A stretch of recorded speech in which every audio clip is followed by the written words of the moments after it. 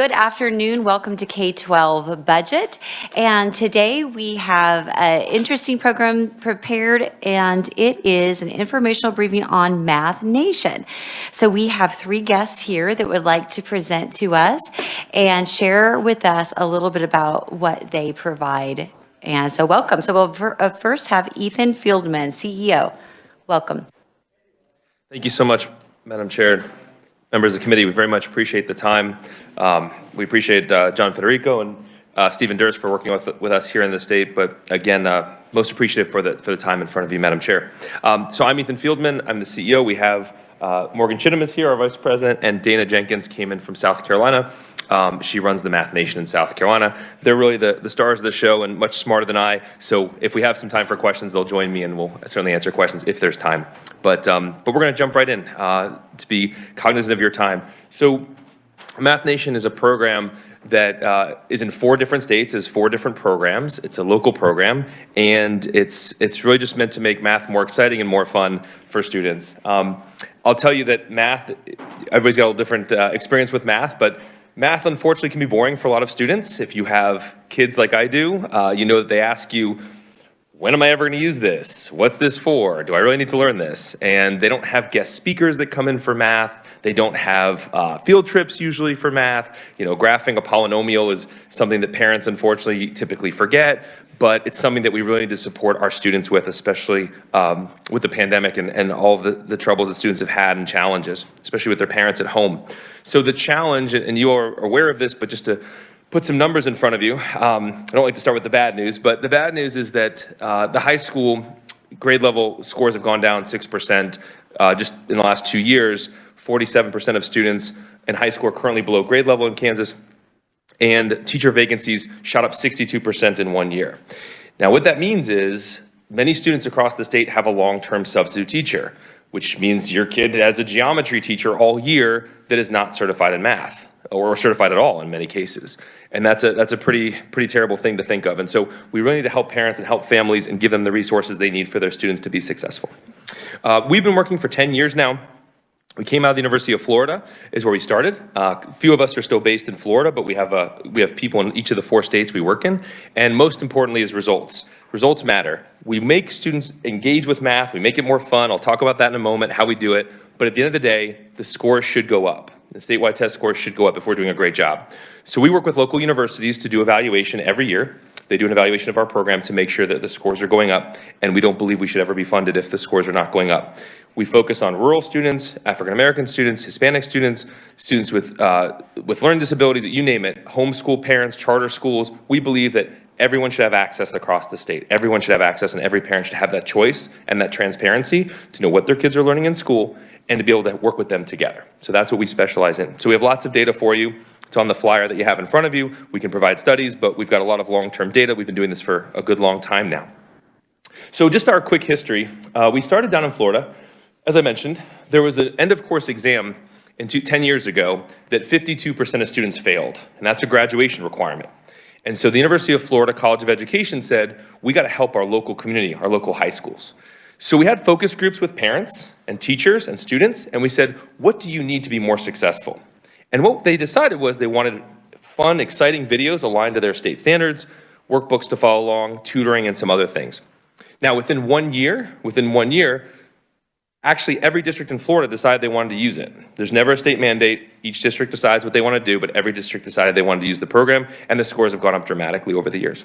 We have 23 technology patents in how we do things, and we're now statewide in Mississippi, South Carolina, Michigan, and Florida. And like I said earlier, we work with the Department of Juvenile Justice, we work with community colleges, 4 institutions, everybody. We really bring people together around the state standards. You have a letter, I'm not going to read the whole thing to you, but this is from the state superintendent of Mississippi. They're big fans of ours. We've worked together with them for a long time with the Department of Education to bring the math scores up in middle school and high school. But I just want to point out in bold that we've been very valuable to parents, and especially in rural communities, because in rural communities, it's very hard to find math teachers these days, right? Unemployment's low, that's great.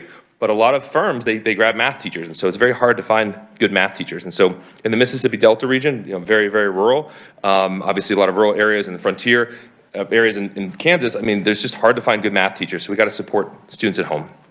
Okay, so what we do is we actually build something separate in each state based on focus groups with parents and students and teachers. We work with local universities and local community colleges to make sure that we align exactly to the Kansas standards, and we use local examples. So what does that mean?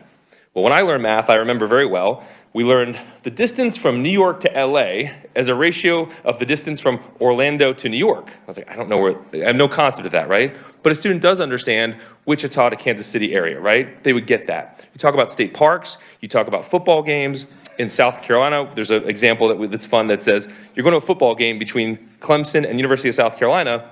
Here's the cost of a ticket. Here's the cost of the soda. Here's the hot dog. Write an algebraic equation for that, right? Just a lot more exciting, a lot more fun.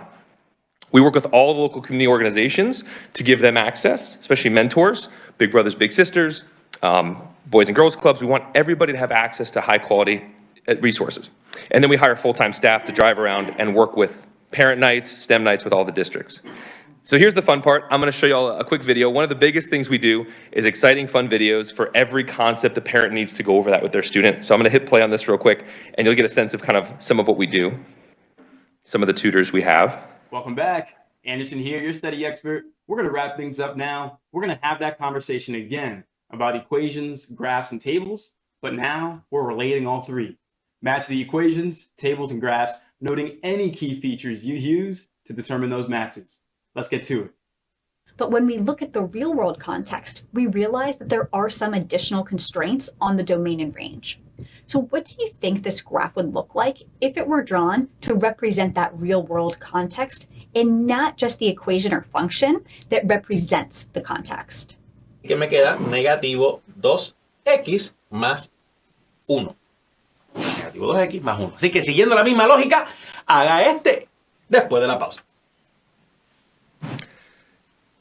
3 meters, 3 meters, 3 meters. The edges. So you can see that parents and students get to choose who they like. And if you like Spanish, we can do Spanish. Every state decides. When I say Spanish, it's actually Spanish to English because the students take the test in English. So they need to learn the English and the Spanish together. So the parents and the parents, students, and teachers as well, if they like, get to choose who's best for each student. And they can switch whenever they want. So for example, Amy is much more in depth. Her videos are a little bit longer. If a student is sick and they're out for a day or a week or they're traveling for a sporting event, whatever it is, they've got a teacher who's going to go through all the topics that need to be covered for the state exams and for the state standards and everything with Amy. Ashley's more on the review side.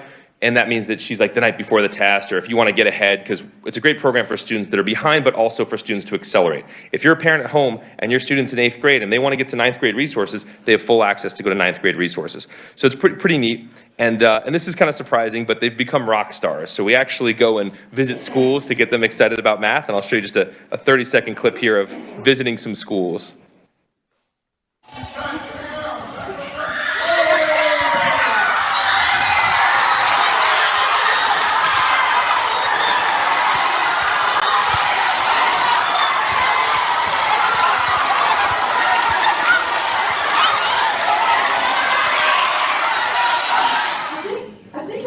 There might have been somebody that snuck in our car with us. Yeah. Did you like Zach?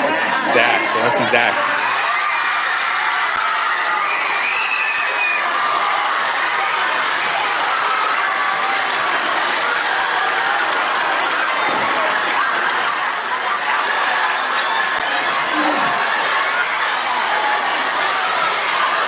So I'll cut the audio, but across Mississippi, across South Carolina, Florida, Michigan, I've been to over 100 schools myself because I work on the program all day, and it's really exciting to see kids excited about math, excited to meet these celebrity tutors. It's pretty cool. They feel like they get to know them. It's pretty exciting. We also do things specifically for families and for parents because parents need to they want to know that they learn math one way. The kids learned it looks a little bit different, but it's the same math. So we connect those together for the parents so they don't feel uncomfortable showing what they know with their student. Full usage reports, the parents see everything their kids are doing and everything that they're learning, which is very important. We have workbooks for those districts that would like, which is most of them. This is the South Carolina workbook. It's aligned to state standards by several universities in South Carolina, and it has South Carolina examples like Boeing, for example, is based in Charleston. They make all the 787s, so we do lots of examples about that. And it's just great to have that at home. Kids put their name on it. Parents have a workbook to know exactly what is being taught in those state standards. Last couple things, we go on location with real companies, so we could do like a Garmin or a Spirit or Lockheed Martin. This is Boeing, but we've done Kellogg's, and actually show students this is the type of jobs and workforce that you can do with math. So it's pretty exciting. Unlimited night and weekend tutoring is the other half of what we do. Students can ask all of their questions at night and on the weekends to other students across the state. So each state has their own Algebra 1, geometry, 8th grade math, etc., where students can ask questions and other students help guide them to the right video. And we hire local teachers in the state after school to watch over and supervise them. And so it's magical to see this. It's like a community of kids helping each other. It's pretty cool. They get prizes for helping each other, t-shirts. We even give out iPads to the winners every month for helping other kids. Not for being the smartest kid, but for helping others and guiding them. And it's really heartwarming to see. We also have SAT and ACT built in because every student deserves to have ACT prep, right? They shouldn't have to buy an expensive course. And universal access. Everything works on all devices. They don't have to install anything. They don't have to have a brand new iPhone. They can have a 7-year-old phone at home with their parents, and they can do everything there. They can even download the videos at school, get on that long bus ride where they have no internet whatsoever on the bus or at home, and they've got full access just like their peers that have full internet. Districts choose how they want to use it. There's never a state mandate, and access to everybody. So I'm going to bring up, if it's okay with the chair, Morgan and Dana answer some questions for you, but that's the gist of the program. We'd love to work here in Kansas. Welcome, ladies. So you're just here to answer questions today, or did you have anything you wanted to share to the committee? I know as a classroom teacher myself, but more so as a parent. Excuse me, my name is Dana Jenkins. I'm the director of Math Nation South Carolina. Thank you for having us. As a parent myself, I am so thankful for this opportunity in South Carolina to use this resource so I can help my student at home. And I know that I have a math background, but not all the parents in South Carolina do. And so I think this is magical, and it's done great works for us, and I can't wait to see what it might do in Kansas. Hi, I'm Morgan Chittum. I'm the Vice President. Thank you for having us so much here today. One other thing I would just like to add, I think Ethan really covered it well about how we really believe in access for everyone and giving access to everyone. And that includes all of the like science courses, engineering courses where students need a stronger math background in order to be successful in those other subjects.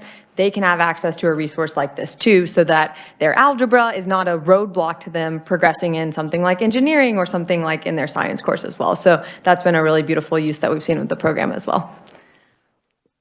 Okay, it's really fun to see how excited kids are about math. And actually in Kansas, when we have over 80% of our kids not proficient in math, then there is a real serious need for that. So I'm going to just open up for questions and ask the committee if they have questions for this team. I will start with Representative Penn and then Representative Estes. Thank you, Madam Chair. Thank you all so very much for being here today. This is an amazing tool. It sounds amazing, looks amazing. But let me ask you a quick question. Everything that glitters isn't gold. What's the drawback? What have you heard as the negative? Help me out with that. So this is not a cop-out. We have everybody loving this program. I will say it is a program that's based on technology, right? So sometimes technology can be an issue, and that is one of the reasons why our engineers have made it a priority to make sure that this program works on all devices. And then what our full-time staff in the state does, and it's a high priority for them, is getting in touch with every single one of those district technology specialists so that students can get that access. So that is sometimes a struggle, but luckily we have the team and the support built in to help overcome that struggle. And this is just one follow-on. Ms. Dana, what part of South Carolina? Thank you for that question. I'm quite proud. I'm from the upstate of South Carolina, so I'm from Anderson, South Carolina. Okay, all right. What about it? I'll give you that one. Okay. Well, I just spent Christmas in Charleston. I love Charleston. That's where we all want to spend. Right on the beach, actually. Representative Estes. Thank you very much. I kind of like having an even yardstick to be able to compare across, and I didn't see anything with NAEP scores on the states that you work with, and I'd appreciate something on that. What year did you start in Mississippi, and is Mississippi at 100%? And what year did you start in Florida? Yeah, so it's great, great question. So the NAEP scores, we've contacted NAEP, you know, they choose individual schools, and they don't release which schools it is. The NAEP scores have gone up, and we can send you that data, but we can't, as a data organization and university-based organization, we can't tell you that with those NAEP scores that we were the ones pushing those schools up because we can't identify them. We are big on data. We have more than 15 studies that have happened from outside third parties on our work. What happens is that you have a statewide tests, right?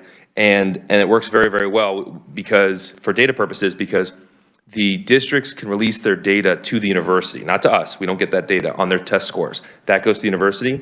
We send in such as KU or whoever you all decide, and we send in the usage information, and then the university, the third-party evaluator, does the analysis to make sure that if they're using the program, that's actually pushing their scores up. And your second. What year did you go into Mississippi, and are you at 100% participation with all their districts? And what year did that happen? Yeah, so every district decided they did want to use it in Mississippi. It's a great question. I believe, I have to look back, I believe we started in Mississippi in 2015, I want to say, around there. Yeah, at Algebra 1. But then they asked us to add geometry and Algebra 2, and then the middle grades as well. So we've been adding math courses over time based on teachers asking. And as the representative earlier questioned and mentioned, we don't have an agenda. We build whatever parents ask us to build and whatever districts asked us to build. And so over the last 10 years, if you build what everybody asks you to do, you end up solving those problems that they ask for. So that's kind of how that's happened. Okay. And what year did you go into Florida? We started in 2012, 2013. Thank you. Mm-hmm. All right, well, I do have some, Representative Tarwater. Not really a question, Madam Chair, but I love the approach that you've taken with different languages and different personalities and different learning types, because each kid learns a little bit different. And this is kind of how I would imagine a real online school would be, to let the parents choose what's best for their kid as far as how they learn and what language they learn.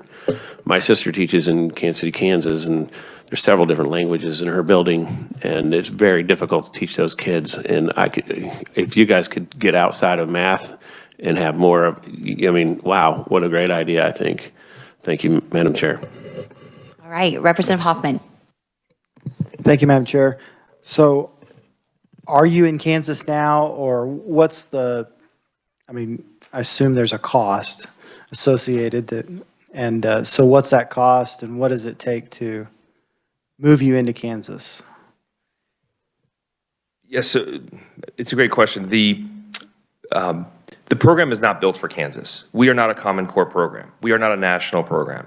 I can tell you that in many of your schools, they have resources that are Common Core, but they slap a Kansas cover on it and they pretend that they're not. But that's just, we look at standards all day. We can tell you that's the case.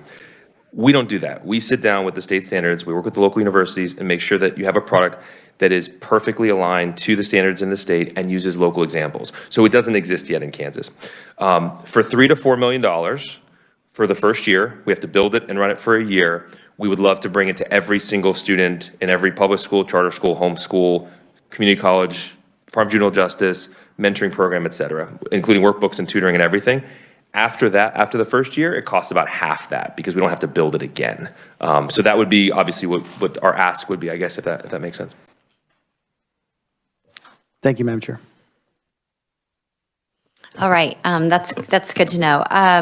So I also saw that in some of your states that you started, you piloted it, but it wouldn't really work in Kansas because you're having to build it from scratch.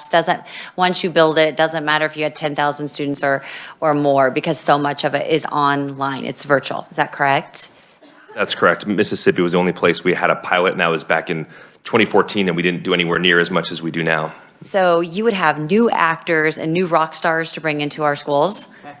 We would hire local rock stars to be even bigger rock stars. That's right. Right, okay. And so then in terms of how they're applied in Mississippi and Florida, would you say that most teachers integrate it into their daily work that they have for the kids? They might play some of the videos, or is it more primarily used as a supplemental? It can be used in both ways. So especially when we see substitute teachers, long-term substitute teachers, we do see the videos being played more often in the classroom, but that is a phenomenal supplement for outside of the classroom, for when students are absent, for when they need that extra support outside of the classroom.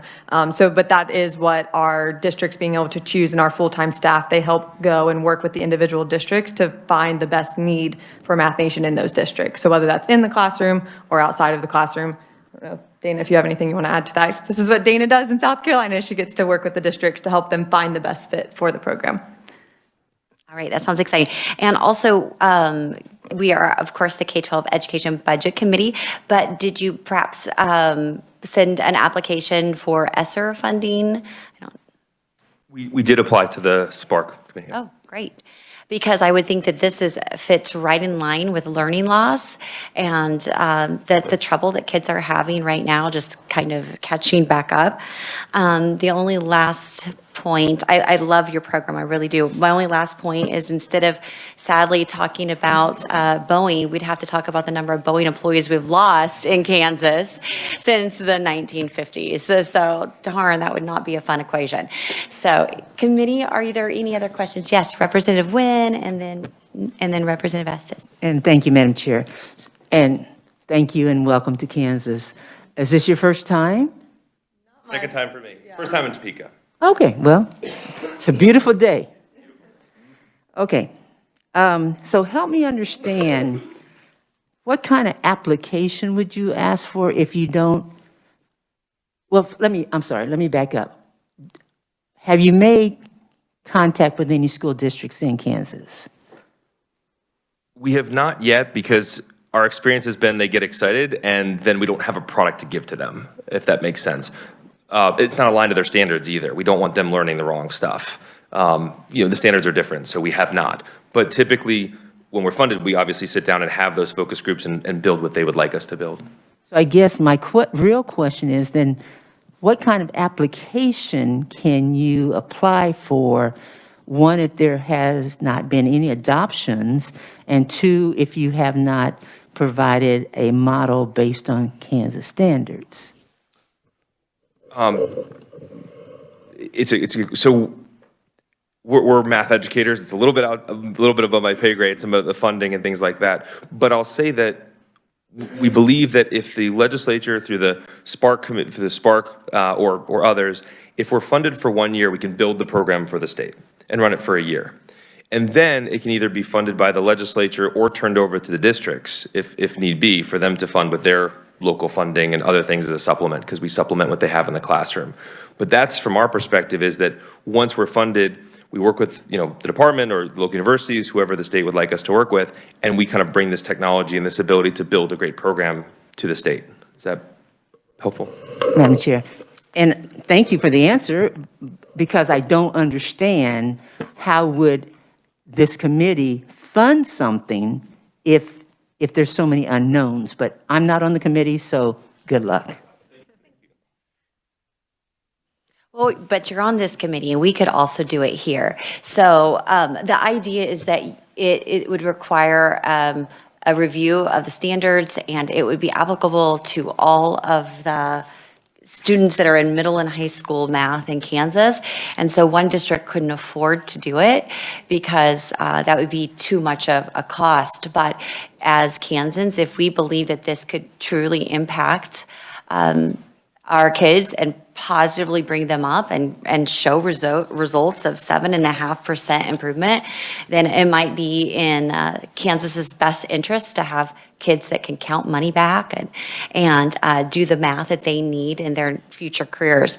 So I guess then you said that just a follow-up really quick, you said that if we're not successful, we shouldn't be funded. So how many years does it take after it's implemented? You have 1 year that probably takes to put it all together, and then there's that year where you're trying it out. So after that, what would be the amount of time that we could maybe anticipate increases? Yeah, usually about 2 to 3 years, because that first year we're building the program, we're implementing the program. You'll see, right, if we're testing in that spring, we can get those results, but then, it takes time to get those scores back. Let's analyze them. Let's iterate if we need to, be better, make the program better. And then that second year is where we can really start to look at that data. Okay, so let's just pretend that we had all the funding available to us, either this committee or Spark approved it for the amount that you needed to get things started. If that were to happen by May, let's say, how long does it take you actually to have all the videos and everything up and running so that the schools can actually utilize it and start practicing it? Yeah, our goal is 3 to 4 months. We want to be rolling out at the beginning of the school year because we know teachers, they want to get their hands on those resources early in the school year, and we want to provide them for them. And we're able to do all of this kind of simultaneously. We're looking at the standards, we're aligning the content, we're creating the videos, so it all happens simultaneously. Okay. Committee, Representative, I'm sorry, I skipped you. Representative Estes. That's all right. I really appreciate the workforce connection, and I really, really appreciated the test-taking skills in there. And it reminded me of a thought that I've actually asked my local school district to take a look at. We do all kinds of predictive testing leading up to the assessments. I'm looking, and you said you can build things. So this is almost here's a great idea for a new product line.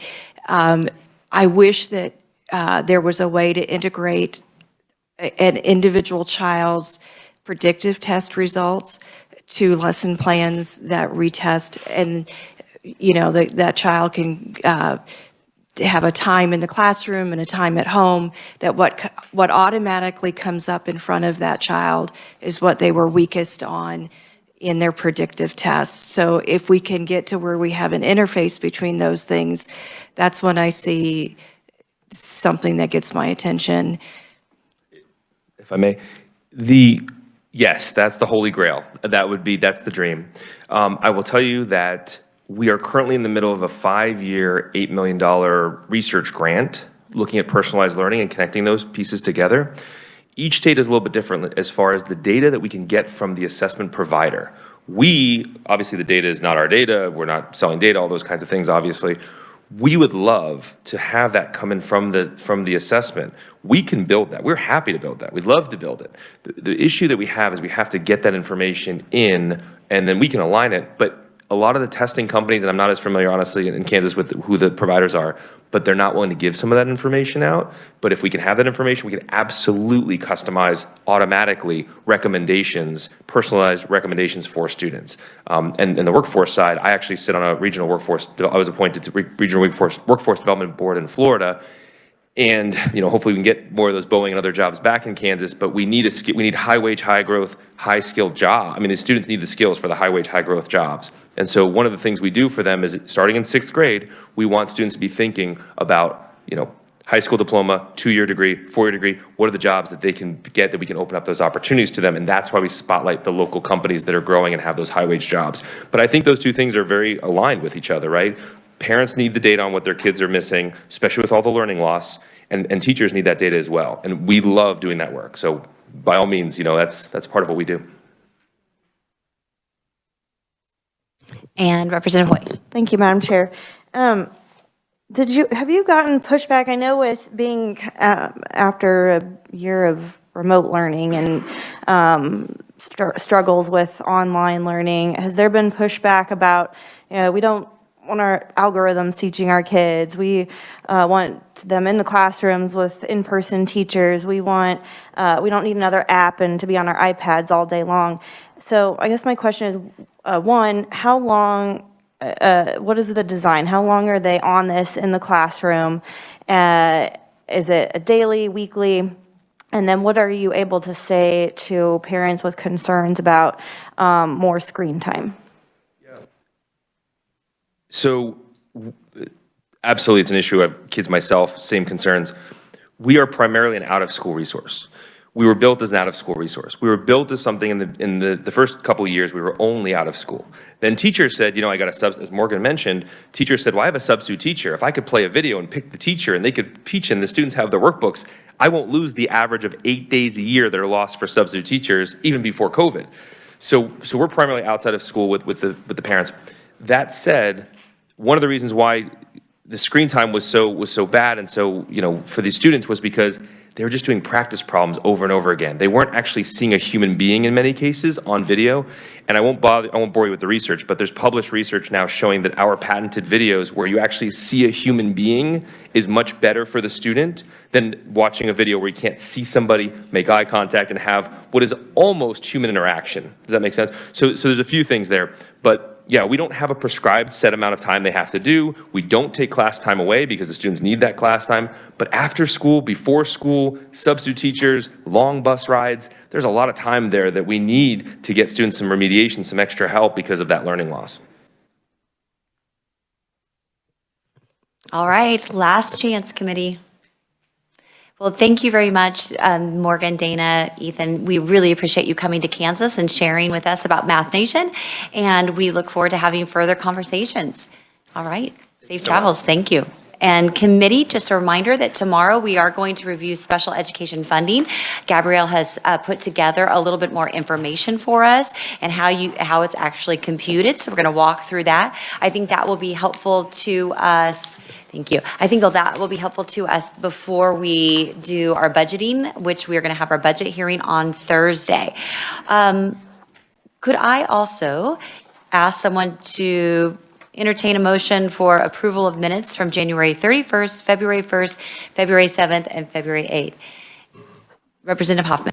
Thank you, Madam Chair. I would move to approve January 31st, February 1st, February 7th, and February 8th minutes. Is there a second?